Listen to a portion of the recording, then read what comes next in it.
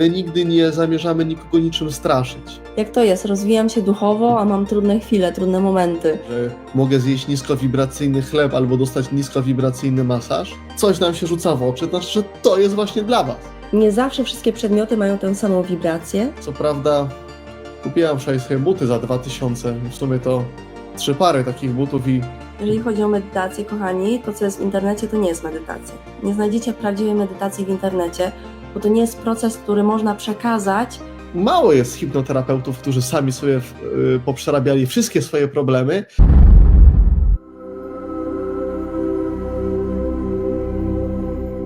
O, Zapraszam. to jest takie piękne zdanie. Hej, ja dzisiaj spędziłem swoje urodziny z córeczką i pierwszy raz w życiu doceniłem to, co mam. Pięknie. Wow, super.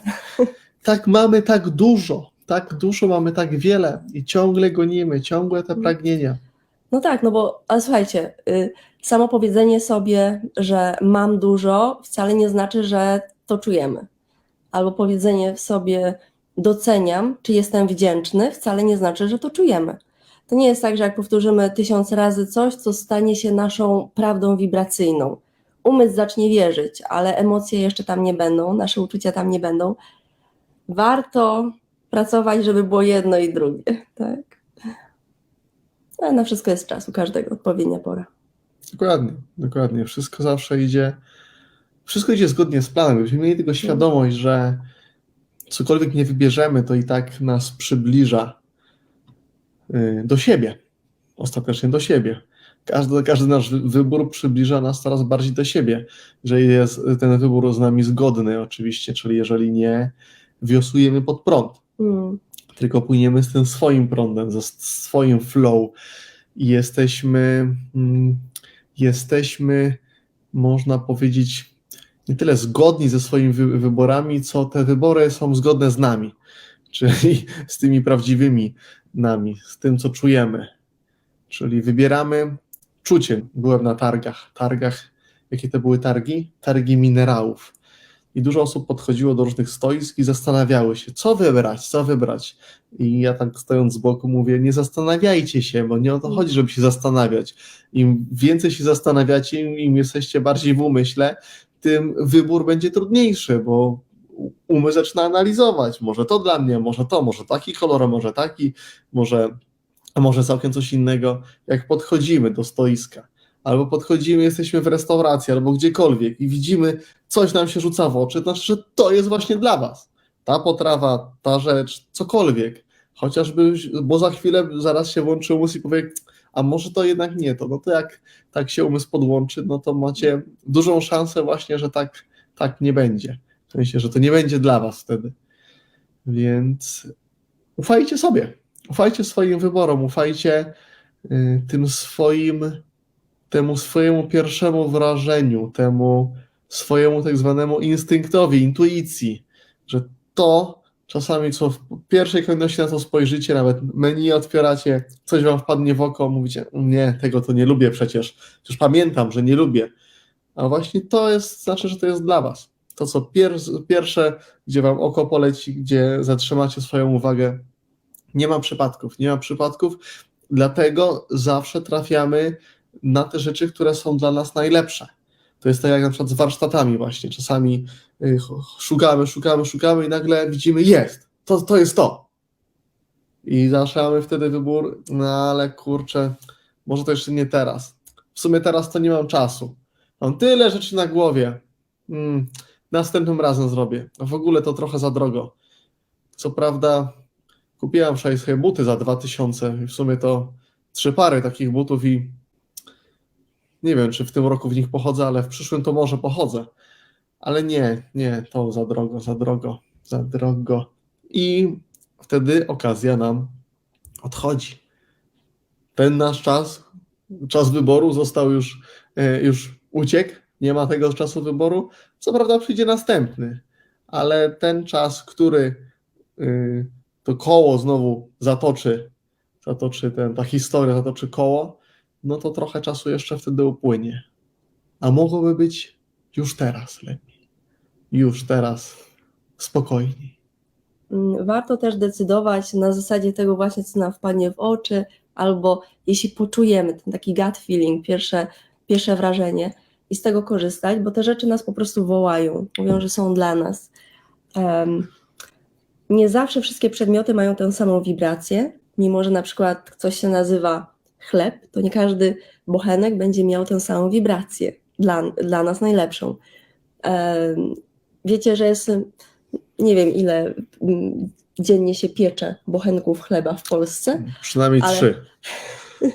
ale załóżmy, że 1 milion bochenków chleba się wypieka, a może i nawet więcej, no bo mamy więcej milionów mieszkańców, a prawie każdy je chleb, nie? To jest taki zwyczaj. No powiedzmy, kilka milionów bochenków się wypieka w Polsce i każdy bochenek będzie mieć inną wibrację. I teraz wy wybieracie ten, który jest najlepszy dla was w tym momencie, po prostu. I warto za tym iść. Warto zawsze iść za tym, co się czuje. W tym Tak. pierwszej kolejności. To jest najważniejsze. Wszystko potem to już jest analiza umysłu. I można... I bochenek chleba ma taką wibrację, jaką ma wibrację piekarz, który go wypieka. Pamiętajcie o tym. Tak. To tak, jeżeli gdzieś tam szalejecie na punkcie różnych gadżetów takich do rozwoju duchowego, jakichś wahadełek, czy talizmanów i tak dalej. Wibracja producenta, znaczy tej osoby, która to tworzy, jest w wibracji tego przedmiotu. Przedmiot wytworzony przez tą osobę nigdy nie będzie o większej wibracji niż osoba, która go tworzy. Tak. Czyli tutaj w tym wypadku uczeń nie może przerosnąć mistrza. Tak, więc tak samo jak wybieracie na przykład szkolenia albo warsztaty, czy książki, książka będzie mieć taką wibrację, jak jej autor. Szkolenie będzie mieć taką wibrację, jakiego autor i tak dalej, i tak dalej. Magda mówi, że ona nie je chleba, czyli 1,000,000 do naszych tutaj obliczeń. Trzeba wziąć. To był przykład. Myślę, że chleb jest dosyć popularnym produktem i każdy wie, o co chodzi. Każdy wie, co to jest chleb. Dokładnie. Najpierw to w ogóle chleba nie jeść w takim razie i problem będzie z głowy. No, to ktoś zapytał się jeszcze odnośnie masażu, czy energię masażysty też przechodzi. No, to jest dotyk, więc warto, słuchajcie, ze wszystkim. Wy jesteście już na takim teraz poziomie, na takim etapie, że warto to swoje otoczenie dobierać też świadomie. Co prawda to nie jest teraz tak, że że nie wychodzić z domu. Bo gdzie nie wyjdę, to po prostu te niskie wibracje wszędzie. Nie ma niskich wibracji w tym najwyższym rozumieniu, bo pamiętajcie, że wszystko jest tym samym. To też zależy od naszego poziomu postrzegania, poziomu świadomości. Jak spojrzymy na skalę świadomości Hawkinsa, to mamy ten poziom od 0 do 1000, ale my wam za każdym razem powtarzamy, że wy ostatecznie jesteście zawsze na tym poziomie 1000 i powyżej. Wy jako dusza, wy jako ta swoja prawdziwa esencja tego, kim jesteście. A to ciało, z którym się utożsamiacie, no to ono już jest w tym zakresie, jest tutaj pewnym na tej skali. Ono się ma swoje minimum, ma swoje maksimum, ma swój poziom średni, tak jak wszyscy inni ludzie, tak jak wszystkie inne przedmioty, z którymi spotykacie się na co dzień. I taki masażysta też może mieć tam różne swoje problemy mniejsze lub większe, lub pan hipnoterapeuta. Dlatego nieraz pyta się, dlaczego nie poleca się hipnozy? Właśnie dlatego, że mało jest hipnoterapeutów, którzy sami sobie poprzerabiali wszystkie swoje problemy, tak żeby nie podłączyć pacjenta pod swoje problemy, bo kiedy my zostajemy wprowadzeni w proces hipnozy, to oddajemy jakby władanie nad swoim ciałem i nad swoją tą częścią podświadomą w ręce drugiej osoby. I ona nieświadomie, bo ona przecież nie zrobi tego na złość, ona chce nam pomóc, ale mając swoje pewne ograniczenia, może nam nie podarować, dostajemy taki prezent, taki bonus. I tak jest ze wszystkim. Oczywiście można sobie z tym radzić, są do tego narzędzia, żeby w jakiś sposób się zabezpieczać, nie na zasadzie, że ja się tego boję, bo jak się będziemy tego bali, to będzie to jeszcze większe. A ostatecznie trzeba pamiętać, że to wy jesteście najwięksi w tym wszystkim i kiedy będziecie podchodzili do tego z perspektywy, że nic ani nikt nie jest w stanie wam zagrozić, to też tak będzie. Więc tutaj trzeba oddzielić tą wersję straszenia i bania się, że mogę zjeść niskowibracyjny chleb albo dostać niskowibracyjny masaż, od tej świadomości tego, kim naprawdę jesteśmy. Bo jak będziemy zawsze patrzyli z tej najwyższej półki, z tego najwyższego zrozumienia, to będzie nam łatwiej, wtedy nie będziemy się bali, bo okaże się, że nie ma się czego bać. Ostatecznie wszyscy i wszystko naokoło to tylko my, to tylko nasze emanacje. Ostatecznie to jesteśmy ze wszystkim jednym. Aczkolwiek podchodząc z perspektywy umysłu, który wybiera i porusza się w tym dualnym świecie, no to tutaj następuje ten podział. I wtedy mówimy, coś jest dobre, coś jest złe. My nigdy nie zamierzamy nikogo niczym straszyć, bo jak słyszycie gdzieś, że ktoś mówi, że są tacy ludzie, albo tu nie warto, czy coś, to lepiej tego nie słuchać, bo tu nie chodzi o straszenie, tylko bardziej o złapanie perspektywy. Pamiętajcie, że jak jecie na tak zwanym mieście, czyli jecie w restauracjach, to ma znaczenie, jaka osoba to przygotowywała, ten posiłek. Tym bardziej, że teraz taki ciekawy moment mamy w swojej historii, że bardzo dużo osób, które jest na kuchni, są z Ukrainy i mają jeszcze swoich bliskich tam, więc ten poziom stresu u nich może być wzmożony i to wszystko się też może przekładać na jedzenie i tak dalej, i tak dalej. Ale to jest taki tam odnośnie tych chlebów mi się przypomniało. Powiem wam, bo skoro wam mam powiedzieć, skoro tak przeze mnie to teraz przeszło, to znaczy, że macie to wiedzieć, tylko pamiętajcie, to wy zawsze wybieracie. Jak odbieracie te informacje? Czy w tym momencie zasilicie strach i powiecie, o Boże, to teraz nic nie mogę jeść na mieście i co teraz zrobić? Czy wejdziecie i powiecie, ok, dzięki za tą informację, teraz jak będę jadła, czy cokolwiek spożywała na mieście, to będę wiedziała, żeby ten posiłek przetransformować, żeby go pobłogosławić w jakiś sposób, żeby zmówić jakąkolwiek dla siebie modlitwę, mantrę, cokolwiek, bo mamy taką umiejętność, mamy zdolność transmutowania wszystkiego, każdej energii w inną energię. Taką mocą jesteśmy obdarzeni, więc po prostu z tego korzystajcie. Żebyście się wy czuli lepiej. Żeby nie było tak, że coś zjecie i nagle czujecie, że na przykład boicie się czegoś, nie wiecie skąd to się wzięło, nagle jakieś takie coś do was przyszło. Albo okaże się, że to sąsiad za ściany coś pomyślał, a wy tylko to przejęliście. Ważne, żeby zdawać sobie sprawę, że takie rzeczy są. A jak już do tego podejdziecie, to każdy indywidualnie ze swojego poziomu zrozumienia teraz to zinterpretuje. W jednych to wywoła strach, dla innych to będzie informacja ok, a trzeci się ucieszą, że są super. Dowiedziałem się kolejnej ciekawej rzeczy, co mogę teraz zrobić, żeby sobie to jeszcze w swoim życiu, żeby tą jakość życia moją poprawić. Tak, Rozumiecie te różnice? zawsze najważniejsza jest świadomość. Jak czegoś nie wiecie, to się tego boicie. A jak wiecie, to być może na początku trochę będzie przerażające dla niektórych, bo te informacje nie są straszne i nie mają nikogo straszyć, tylko mają dać pełne zrozumienie tego, co się dzieje i jak w tym wszystkim żyć. Bo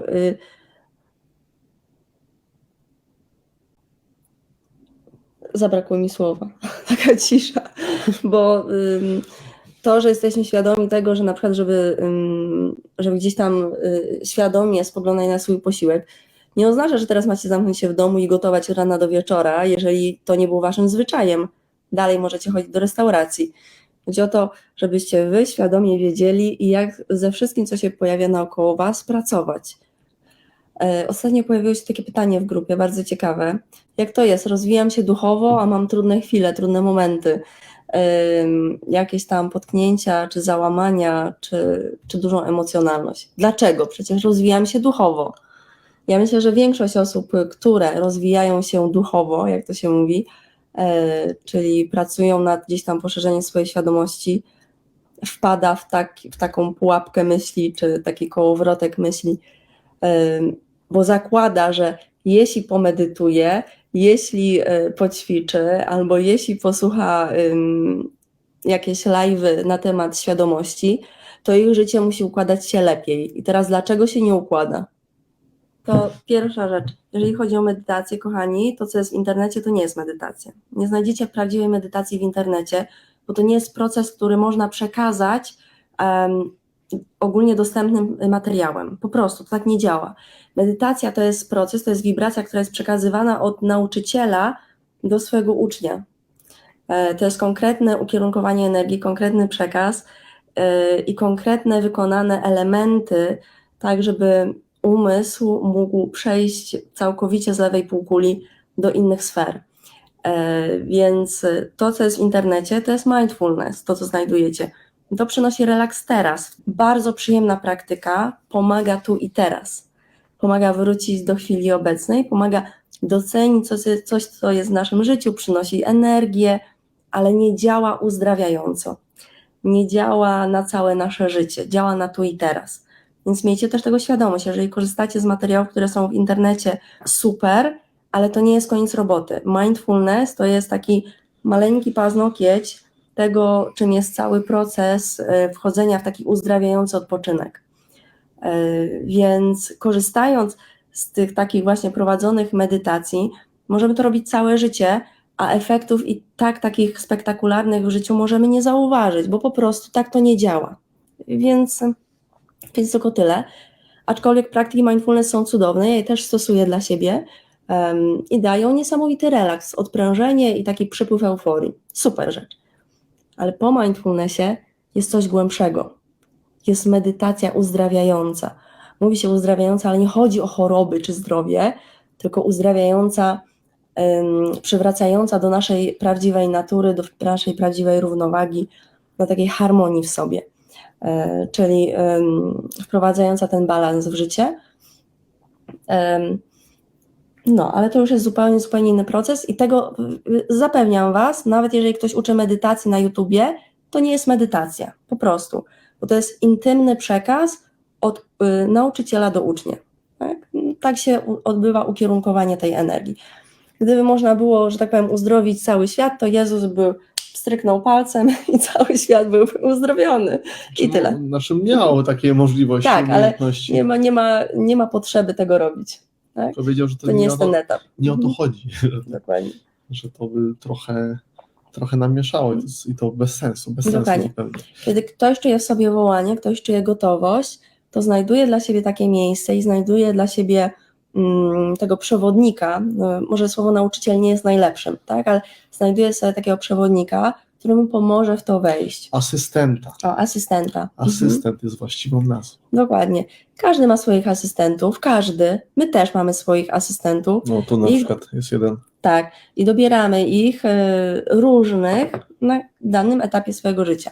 Ale to miejcie w pamięci to właśnie, że wykonując te praktyki medytacji internetowe, one nie przyniosą Wam takiej spektakularnej zmiany w życiu, więc dalej mogą się pojawiać różne... Czyli chwilowo one są spoko, fajnie, one tak, podnoszą, lepiej się czujemy i super, ale na dłuższą metę to sami, na pewno, zresztą co my będziemy gadali, sami macie tego namacalne przykłady w swoim życiu, że to działa, ale to jest takie doraźne, jak zastrzyk, a z czasem wszystko wraca na swoje stare tory. Druga rzecz, nie przyszliśmy tutaj na świat po to, żeby nagle życie nam było usłane różami i złotem, miodem i nie wiem co jeszcze.